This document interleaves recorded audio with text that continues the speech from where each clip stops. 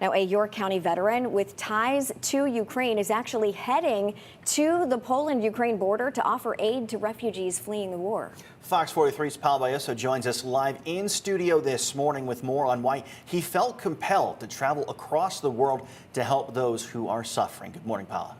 Good morning. Well, Steve Wollett says it was hearing the stories from his Ukrainian friends that made him want to go and help. The first and last time Steve Wollett was in Ukraine was back in 2020. It was there where he met lifelong friends, some of whom are still stuck in the middle of the conflict. It's a little rough. It's nerve-wracking. I'm finding myself staring at the news every day, checking my emails, checking my Telegram. He recalls a specific story shared by a friend who was trying to get her family out of the small village where they live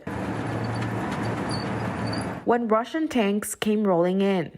There was a little bit of a firefight in her neighborhood, which wasn't really that big of a deal. But after it settled down, the Russian soldiers were standing outside her house, and her brother went out the front door to try to communicate with them, and they shot him in the doorway. Steve says it was then that he decided that he could not just sit around and do nothing.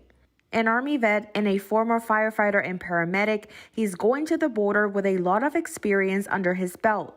He's planning on meeting with 2 organizations and will be working with one of them to either help with refugees on the Polish side of the border, or he will be going into Ukraine, rescuing people and bringing them to Poland. If something would happen to my family, I'd want someone to step up and do something about it. And if they had the means to, and it did not put them at great risk.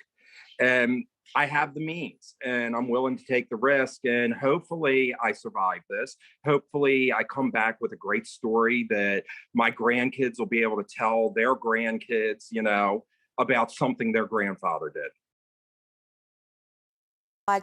To Poland the first week of May. In studio, Paula Bayoso, Fox 43 News.